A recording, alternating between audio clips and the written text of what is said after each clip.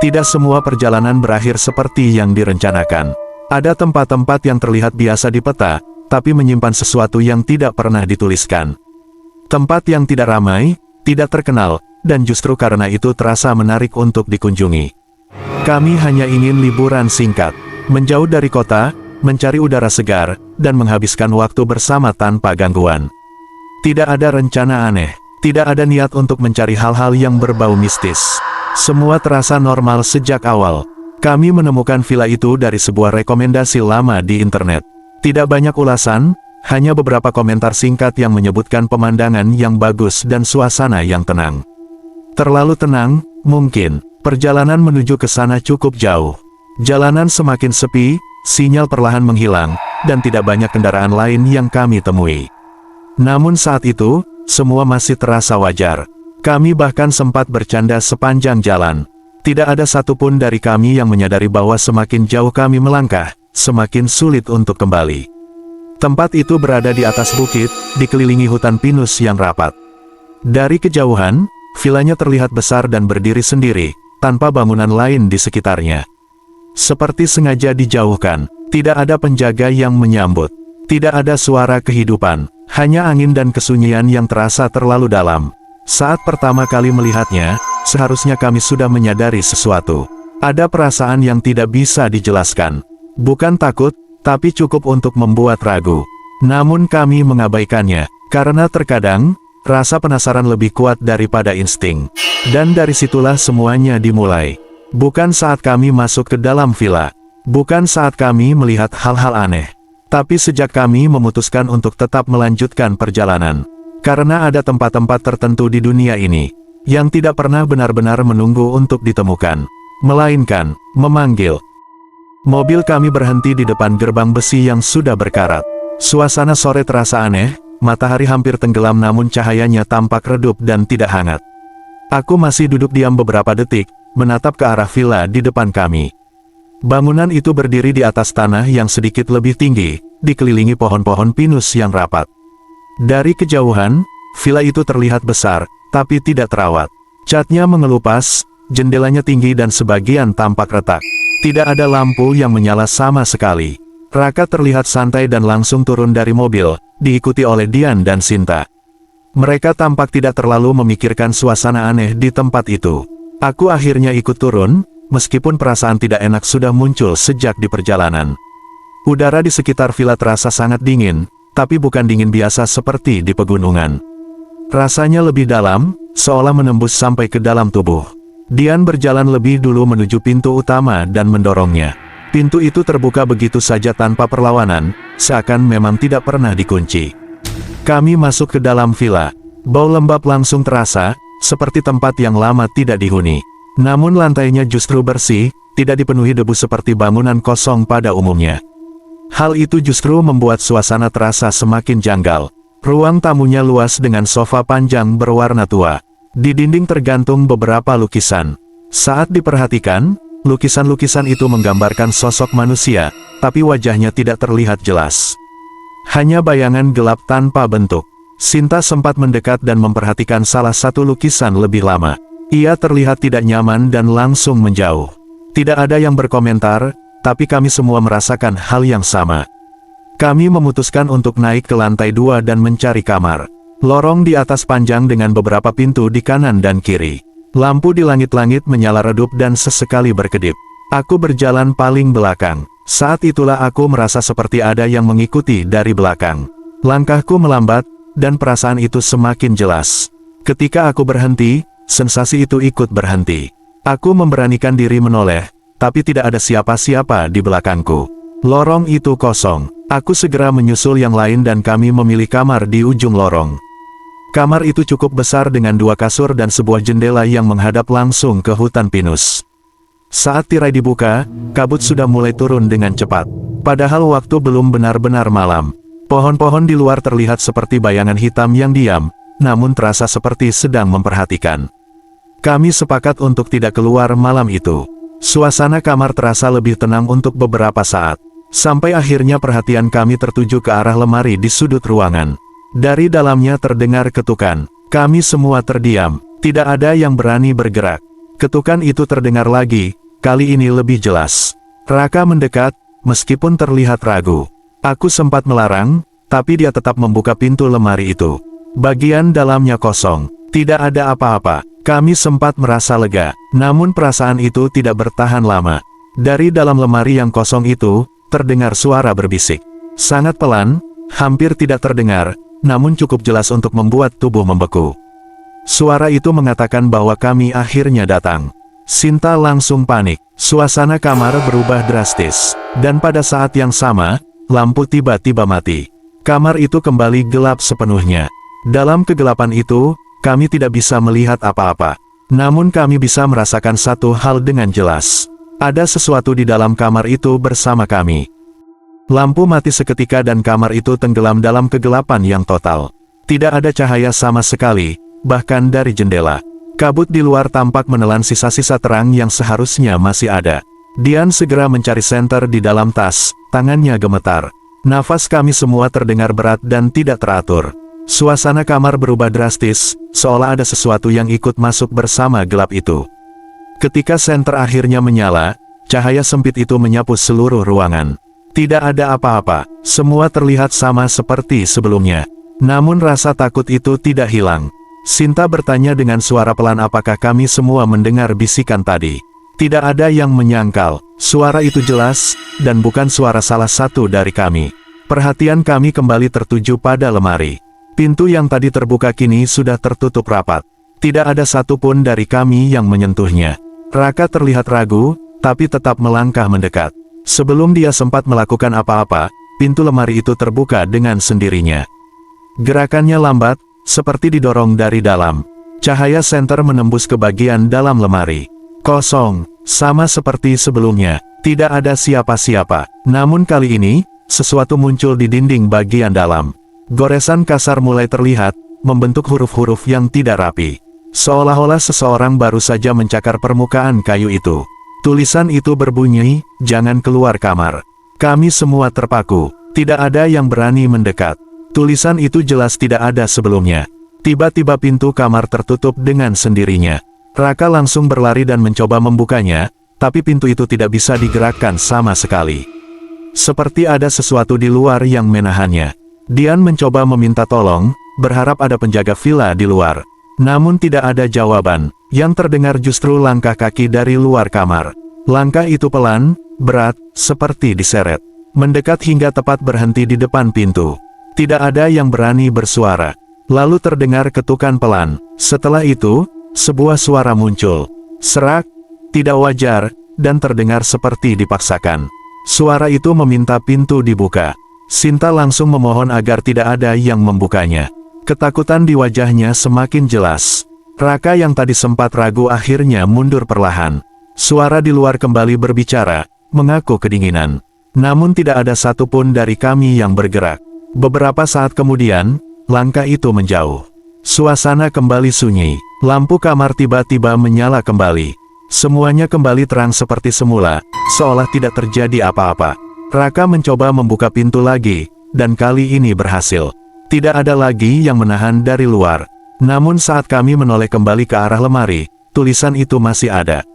Bahkan kini bertambah. Di bawah kalimat sebelumnya, muncul tulisan baru yang lebih dalam dan lebih jelas, karena dia sudah di dalam. Aku mulai merasakan sesuatu yang tidak bisa dijelaskan. Udara di belakangku terasa berbeda.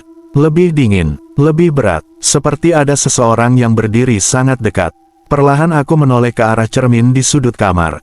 Cahaya senter memantulkan bayangan kami semua. Kami berempat terlihat berdiri di sana. Namun ada satu bayangan lain yang tidak seharusnya ada. Sosok tinggi dan kurus berdiri tepat di belakangku. Wajahnya gelap, tanpa mata, tanpa bentuk yang jelas. Dan sosok itu tampak tersenyum. Aku tidak merasakan siapapun di belakangku. Tapi bayangan itu tidak mungkin salah. Berarti sesuatu itu memang sudah berada di dalam kamar bersama kami. Aku tidak langsung menoleh dari cermin. Tubuhku kaku, nafasku tertahan. Sosok itu masih berdiri di belakangku dalam pantulan, diam, terlalu dekat. "Kenapa?" tanya Raka dari belakang, suaranya pelan tapi penuh curiga. Aku tidak menjawab. Perlahan, sangat perlahan, aku menggeser pandangan ke arah teman-temanku di cermin. Raka berdiri di dekat pintu. Dian di sampingnya, Sinta duduk di tepi kasur sambil memeluk lututnya.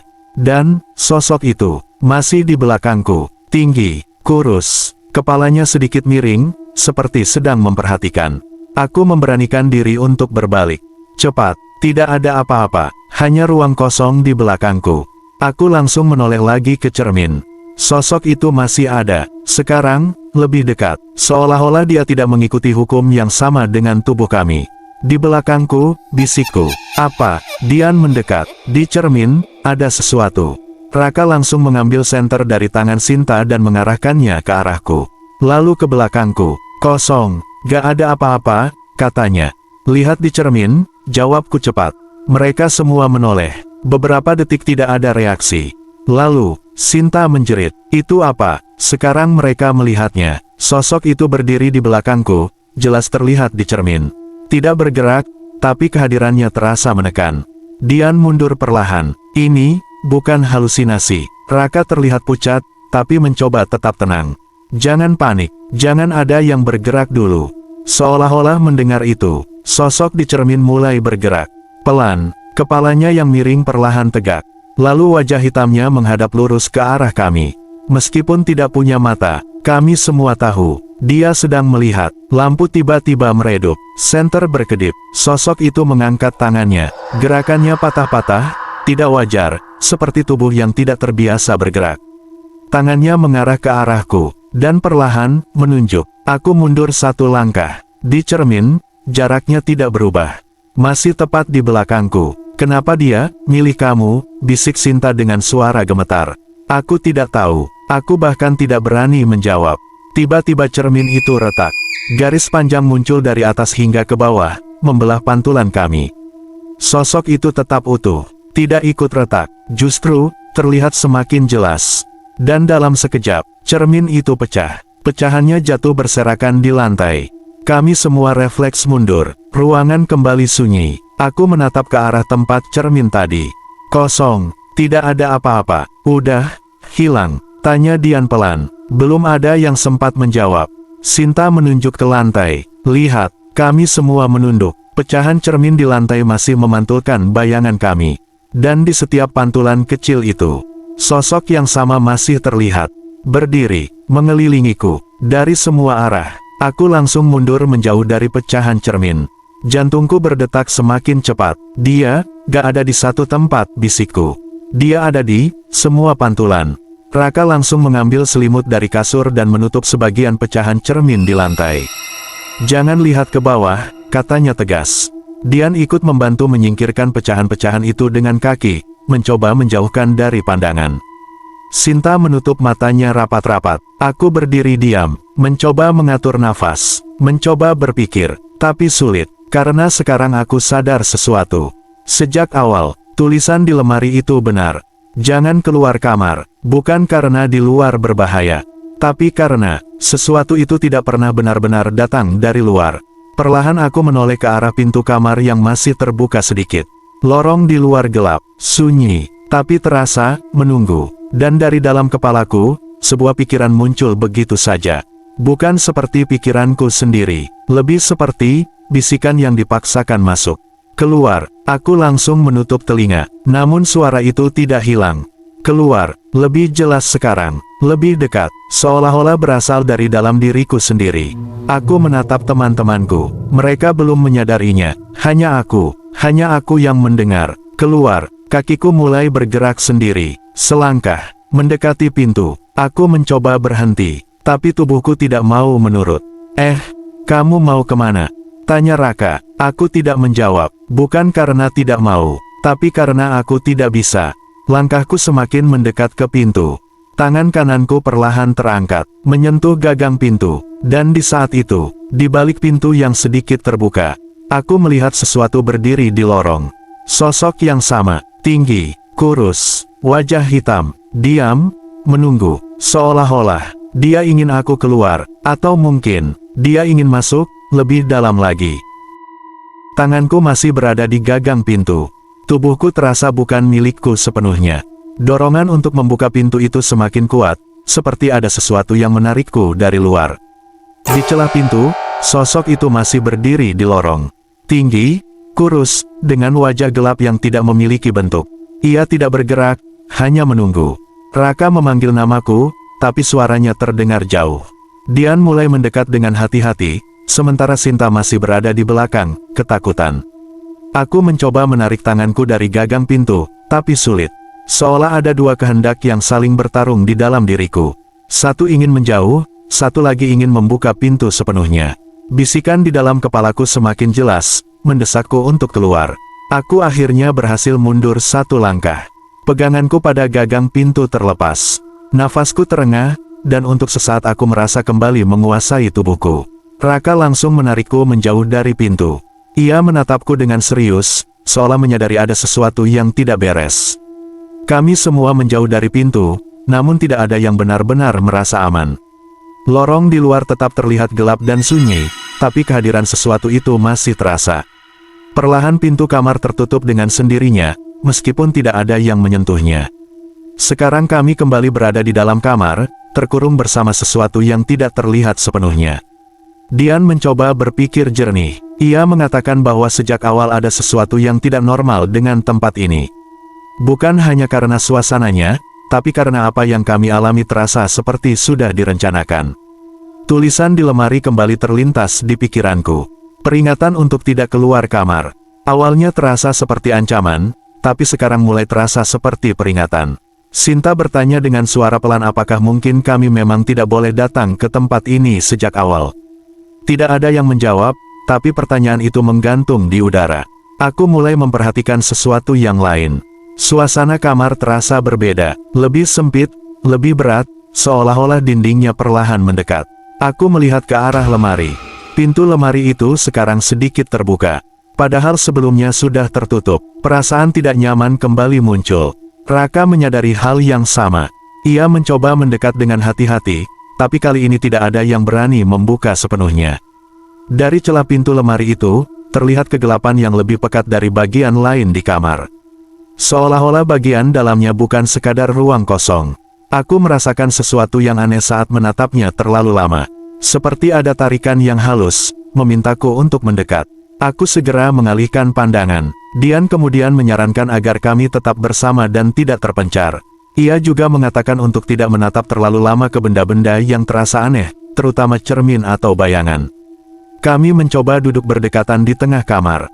Tidak ada yang berbicara selama beberapa saat. Hanya saling memastikan bahwa kami masih ada di sana, masih bersama. Namun rasa itu tidak hilang.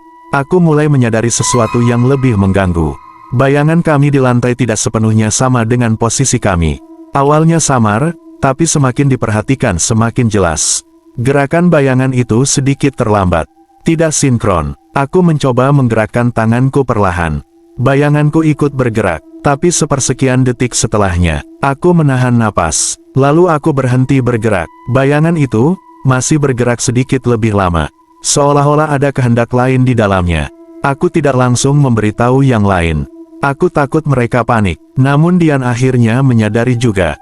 Ia melihat ke arah bayangan kami dengan wajah tegang. Raka mulai berdiri, mencoba memastikan, tapi justru membuat bayangannya terlihat semakin tidak wajar. Sinta langsung memalingkan wajahnya, tidak berani melihat. Kami semua akhirnya sadar, sesuatu itu tidak hanya ada di cermin, tidak hanya di luar pintu, tapi juga menempel pada kami, mengikuti, meniru, dan mungkin perlahan menggantikan.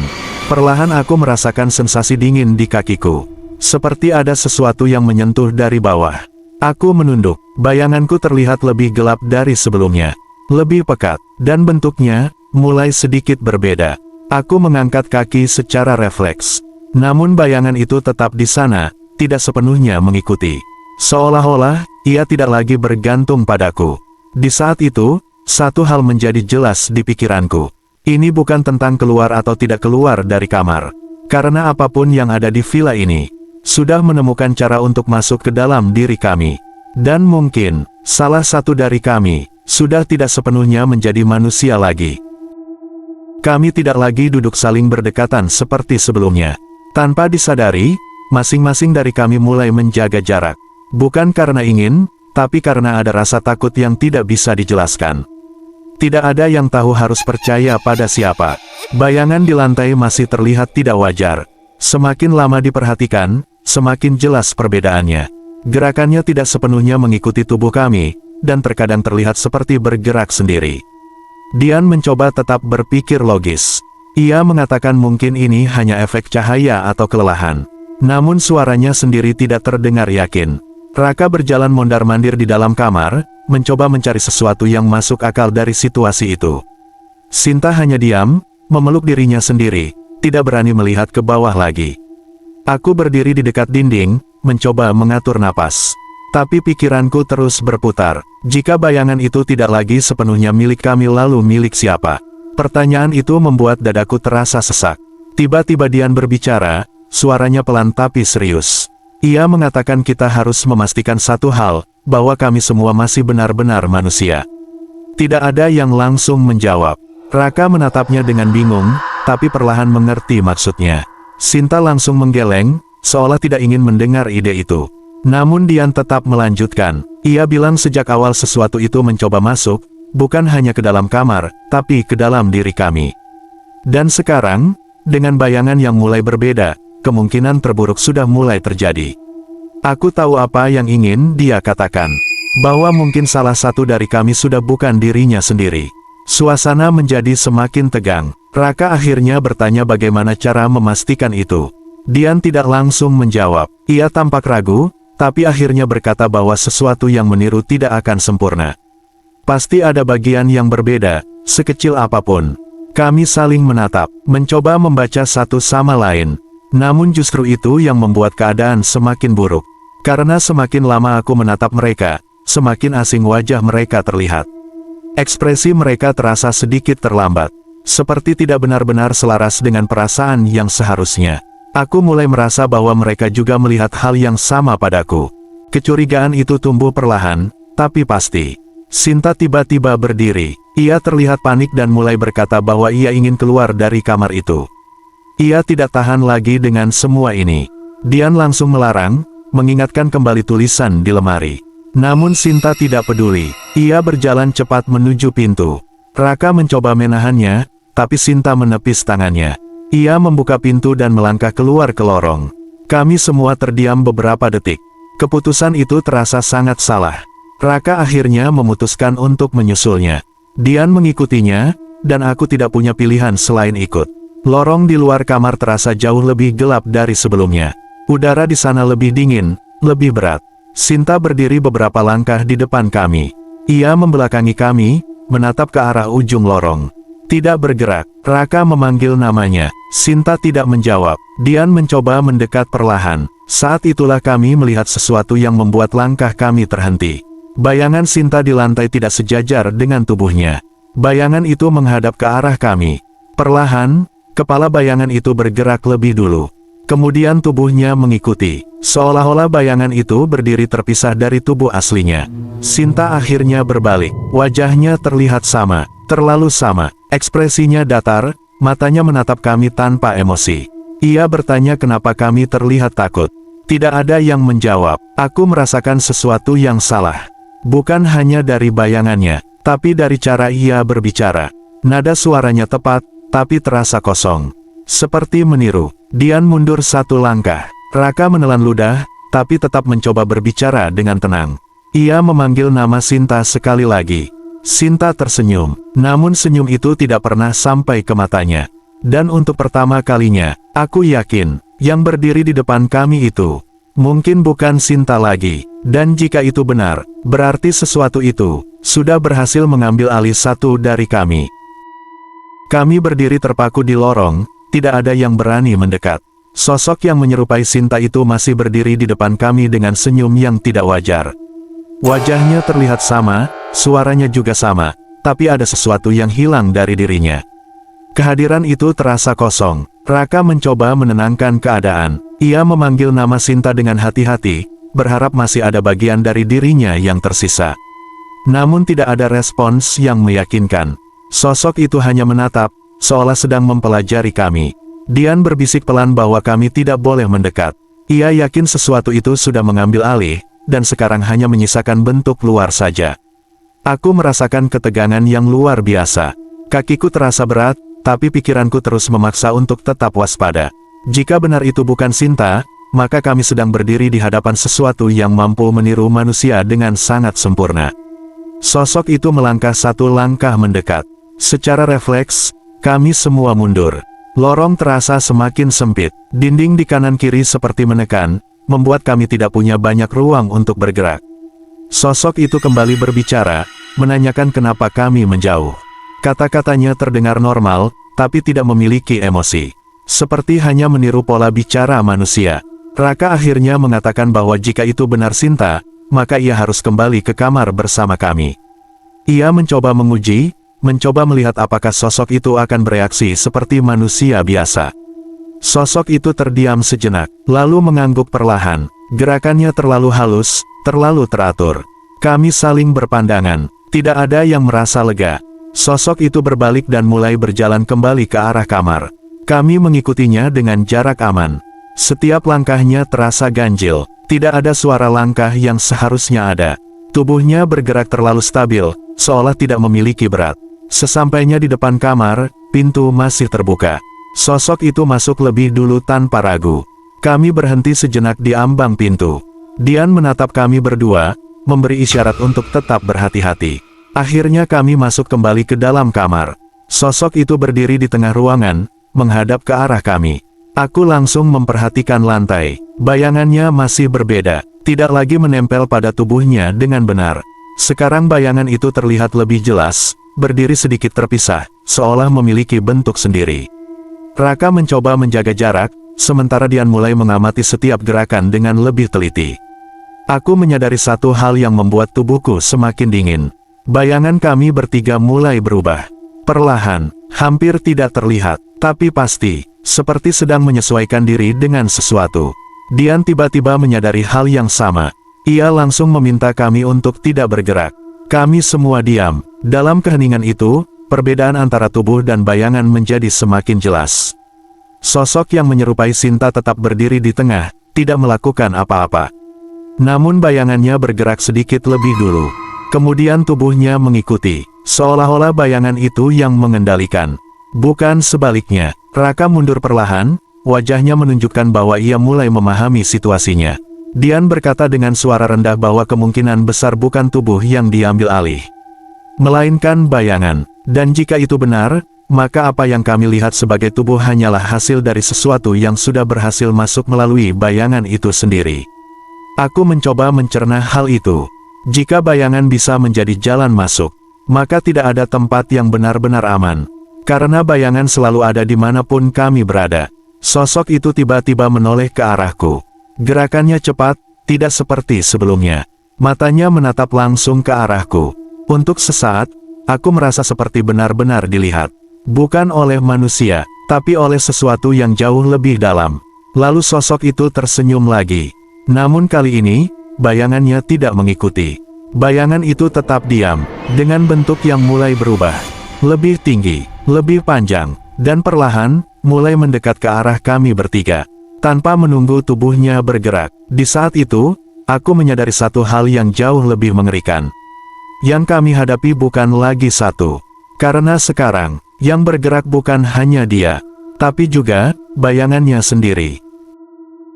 Kami bertiga mundur hampir bersamaan saat bayangan itu mulai mendekat sendiri. Tubuh yang menyerupai Sinta masih berdiri di tempatnya, tapi bayangannya bergerak seperti makhluk yang memiliki kehendak terpisah. Jarak antara kami dan bayangan itu semakin menipis. Dian langsung menarik lenganku, memaksaku menjauh ke sudut ruangan. Raka berdiri di depan, seolah mencoba melindungi, meskipun jelas ia sendiri tidak tahu harus berbuat apa. Aku tidak bisa mengalihkan pandangan. Bayangan itu tidak lagi sekadar bentuk gelap di lantai. Sekarang ia memiliki kontur yang lebih jelas, lebih dalam, seolah bukan bagian dari cahaya melainkan sesuatu yang berdiri sendiri di atasnya. Perlahan, bayangan itu berhenti. Tepat beberapa langkah dari kami.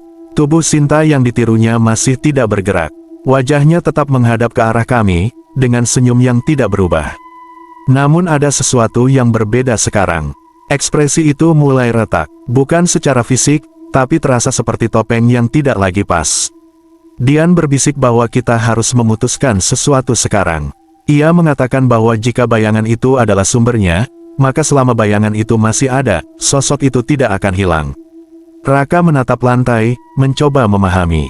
Aku juga mulai mengerti, masalahnya bukan hanya siapa yang sudah digantikan, tapi bagaimana cara menghentikan sesuatu yang tidak memiliki bentuk tetap. Sinta melangkah maju, kali ini tubuhnya yang bergerak, namun bayangannya tetap diam di tempat. Keduanya kini benar-benar terpisah. Kami semua melihatnya dengan jelas. Tubuh dan bayangan itu bukan lagi satu kesatuan. Dan yang lebih mengerikan, keduanya sama-sama hidup. Tubuh itu berhenti beberapa langkah dari bayangannya sendiri. Kepalanya perlahan menoleh ke bawah, seperti sedang melihat bagian dirinya yang lain. Kemudian ia menatap kembali ke arah kami. Senyumnya menghilang, wajahnya berubah datar, dan untuk pertama kalinya, suaranya terdengar berbeda. Lebih dalam, lebih berat. Ia mengatakan bahwa kami tidak seharusnya datang ke tempat ini. Tidak ada emosi dalam kalimat itu. Hanya pernyataan, seolah-olah itu adalah aturan yang sudah ada sejak lama. Dian mencoba bertanya apa sebenarnya yang terjadi di villa ini. Namun sosok itu tidak langsung menjawab. Bayangannya mulai bergerak lagi. Kali ini lebih cepat, lebih agresif, menyebar ke arah lantai di bawah kaki kami. Aku melompat mundur saat bayangan itu hampir menyentuh sepatuku. Raka menarik Dian menjauh. Kami terpisah beberapa langkah satu sama lain. Posisi kami tidak lagi aman. Bayangan itu seperti mencoba mengurung kami. Membatasi ruang gerak. Sosok Sinta tetap berdiri di tengah. Mengawasi. Seolah-olah semua ini adalah bagian dari sesuatu yang lebih besar. Aku mencoba berpikir cepat. Jika bayangan itu bisa bergerak sendiri, maka cahaya mungkin punya pengaruh. Aku langsung meraih senter yang masih dipegang Raka dan mengarahkannya ke lantai. Cahaya itu mengenai bayangan tersebut. Untuk sesaat, bayangan itu tampak melemah. Bentuknya sedikit memudar, namun hanya sebentar. Setelah itu, bayangan itu kembali menguat. Bahkan terlihat lebih gelap dari sebelumnya. Seolah-olah cahaya justru membuatnya semakin jelas. Dian menyadari sesuatu. Ia mengatakan bahwa ini bukan tentang menghilangkan bayangan. Karena selama ada cahaya, bayangan akan selalu ada. Dan jika tidak ada cahaya, kegelapan justru memberi mereka ruang lebih besar. Kami terjebak di antara dua hal yang sama-sama berbahaya. Sosok itu kembali berbicara. Ia mengatakan bahwa prosesnya sudah dimulai sejak kami memasuki villa. Sejak pertama kali kami melihat pantulan. Sejak pertama kali kami merasa diikuti. Semua itu bukan kebetulan, melainkan cara untuk masuk. Sedikit demi sedikit, tanpa kami sadari, aku merasakan tubuhku semakin berat. Seperti ada sesuatu yang menempel di punggungku. Mengikuti setiap gerakanku, aku tidak perlu melihat ke bawah untuk tahu. Bayanganku sendiri mulai berubah. Lebih lambat, lebih gelap, dan tidak lagi sepenuhnya mengikuti. Raka tampaknya mengalami hal yang sama. Dian juga, kami saling melihat, dan tanpa perlu bicara, kami tahu. Kami tidak punya banyak waktu. Sosok itu mengangkat tangannya perlahan. Bayangannya langsung merespons. Menyebar lebih luas, hampir menyentuh seluruh lantai kamar. Seolah-olah mencoba menelan ruang itu sepenuhnya. Dan dalam momen itu, satu hal menjadi sangat jelas. Ini bukan sekadar gangguan, ini adalah proses pengambil alihan. Dan kami bertiga, sedang berada tepat di ambang menjadi bagian berikutnya. Bayangan itu kini hampir menutupi seluruh lantai kamar. Tidak ada lagi ruang yang benar-benar aman untuk berpijak. Setiap langkah terasa seperti mendekati sesuatu yang hidup, sesuatu yang siap menarik kami kapan saja. Tubuh yang menyerupai Sinta berdiri di tengah, tenang, seolah mengendalikan semuanya. Namun kini jelas, bukan tubuh itu yang menjadi pusatnya. Bayangan itulah yang memimpin. Dian berusaha tetap berpikir, meskipun wajahnya sudah pucat. Ia mengatakan bahwa sejak awal, semua yang terjadi selalu berkaitan dengan pantulan dan bayangan. Cermin, lantai, bahkan kegelapan itu sendiri. Raka menggenggam senter erat, tapi kini kami tahu cahaya bukan solusi. Justru memperjelas keberadaan mereka. Aku merasakan kakiku semakin sulit digerakkan. Saat kulihat ke bawah, bayanganku sendiri sudah mulai menyatu dengan bayangan besar di lantai. Batasnya menghilang perlahan. Aku mencoba melangkah, tapi terasa seperti ada sesuatu yang menahan dari bawah. Dian menyadari hal yang sama. Ia langsung menyuruh kami untuk tidak diam di satu tempat. Namun itu sudah terlambat. Bayangan itu bergerak lebih cepat sekarang.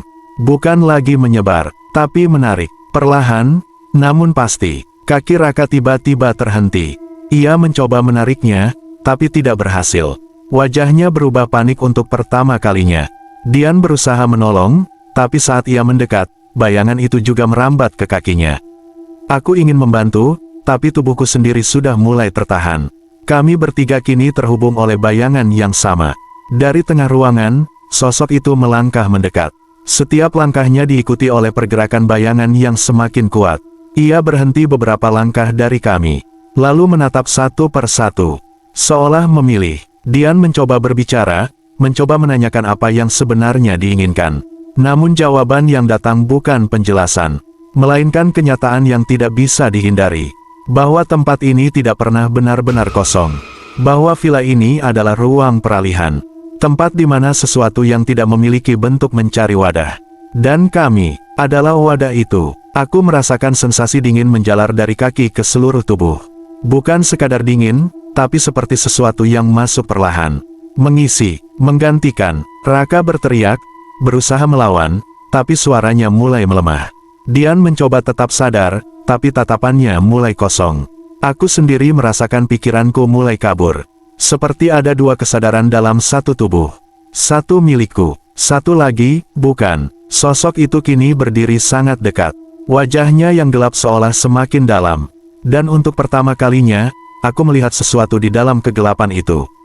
Bentuk, gerakan, seperti banyak bayangan lain yang bergerak di dalamnya. Bukan satu, tapi banyak. Dan semuanya ingin keluar.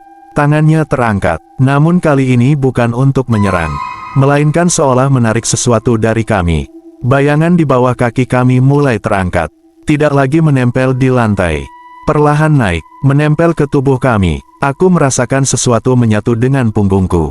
Masuk ke dalam, tanpa bisa dihentikan. Raka terjatuh, namun bukan karena kehilangan keseimbangan, melainkan karena sesuatu di dalam dirinya mengambil alih.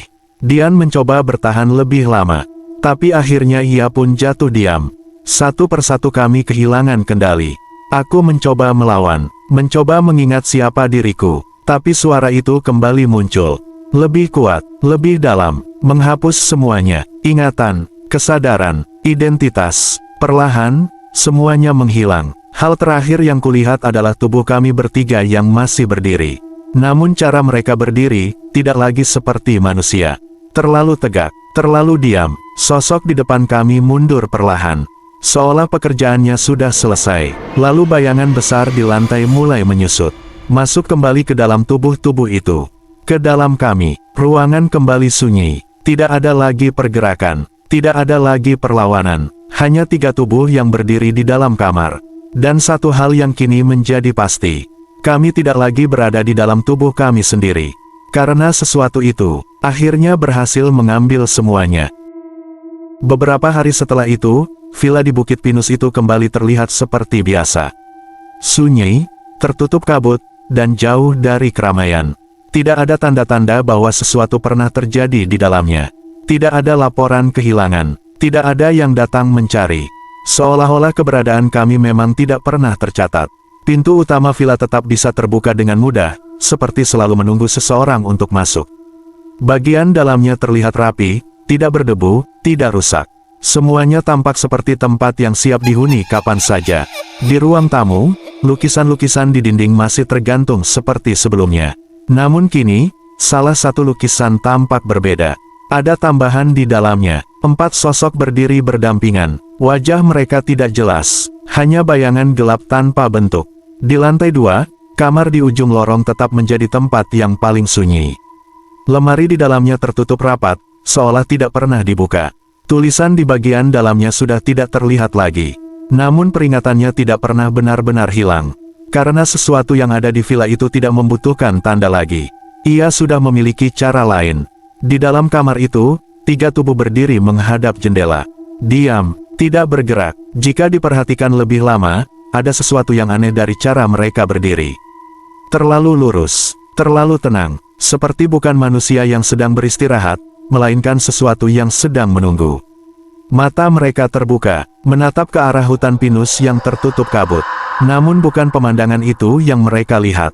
Mereka menunggu kehadiran berikutnya. Sementara itu, di kejauhan, suara mesin kendaraan mulai terdengar mendekat ke arah villa. Sekelompok orang lain datang, mencari tempat untuk berlibur, tidak mengetahui apa yang ada di dalamnya, tidak mengetahui apa yang sedang menunggu.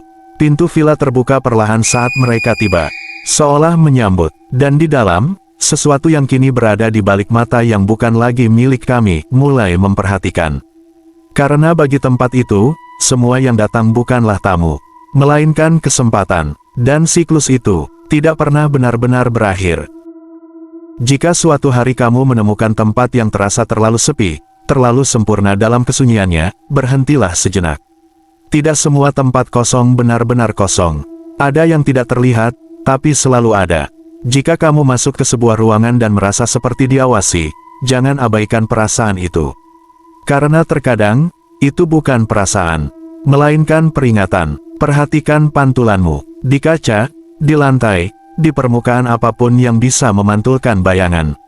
Jika gerakannya terasa tidak sinkron, sekecil apapun, jangan coba-coba meyakinkan diri bahwa itu hanya ilusi. Karena tidak semua bayangan milikmu, dan tidak semua yang meniru ingin tetap berada di luar. Jika kamu mendengar sesuatu memanggil dari tempat yang tidak terlihat, jangan jawab. Jika ada yang memintamu membuka pintu, pastikan kamu tahu siapa yang benar-benar ada di baliknya. Karena sekali kamu memberi izin, tidak semua yang masuk akan pergi. Dan yang paling penting, jangan pernah menganggap dirimu aman hanya karena kamu masih merasa menjadi dirimu sendiri. Karena proses itu tidak selalu terasa, tidak selalu terlihat, dan saat kamu menyadarinya, bisa jadi semuanya sudah terlambat. Jadi jika suatu malam kamu berdiri sendirian, dan tanpa sengaja melihat bayanganmu bergerak sedikit lebih lambat dari tubuhmu, jangan menoleh terlalu cepat, jangan mencoba memahami, dan jangan bertahan terlalu lama. Karena mungkin, di saat itu, bayanganmu sudah mulai belajar menjadi kamu.